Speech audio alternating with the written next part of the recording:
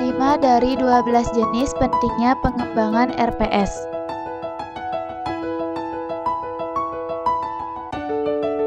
Jenis yang ketiga yaitu pengembangan proses belajar mengajar. Proses belajar mengajar merupakan serangkaian langkah yang sistematis untuk memperoleh perubahan perilaku baru secara keseluruhan dalam kegiatan penyampaian bahan pelajaran tenaga pendidik kepada murid.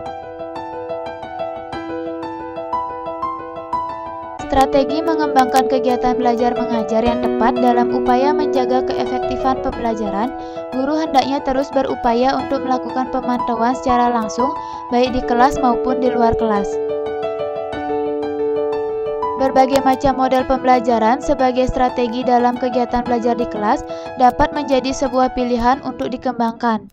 Selain itu, jenis aktivitas di kelas yang dilakukan guru dan kehadiran guru sebagai informator juga perlu dikembangkan.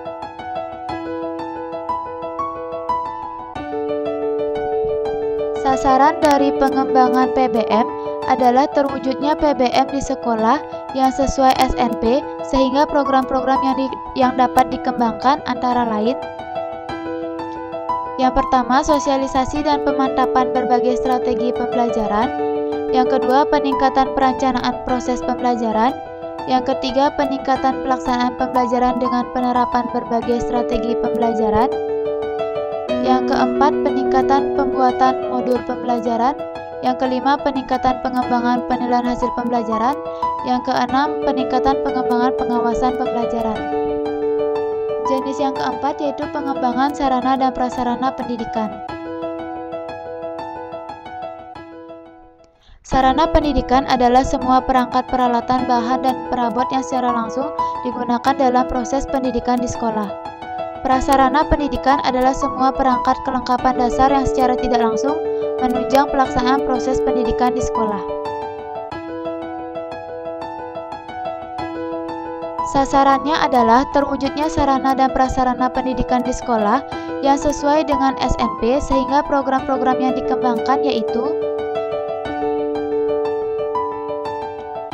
yang pertama, perbaikan atau pengadaan atau pembangunan gedung, laboratorium, dan ruangan-ruangan sesuai kebutuhan sekolah.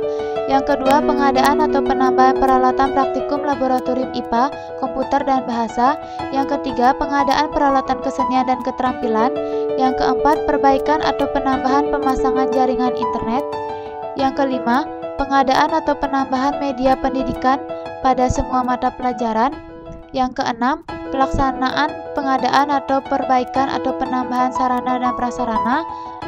Yang ketujuh, pelaksanaan evaluasi pengembangan sarana dan prasarana dan sebagainya sesuai dengan sasaran dan program.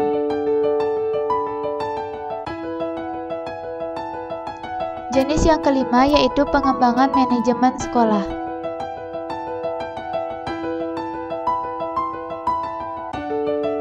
Manajemen sekolah adalah proses pendayagunaan sumber-sumber manusiawi bagi penyelenggara sekolah secara efektif.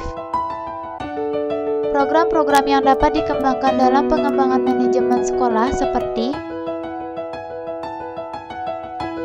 1. Penyosialisasian dan pemantapan manajemen berbasis sekolah dan manajemen mutu pendidikan. Yang kedua, peningkatan kerjasama dengan stakeholder. Yang ketiga, peningkatan pengawasan, supervisi, monitoring, dan evaluasi program sekolah, dan masih banyak program yang lainnya. Sekian dan terima kasih.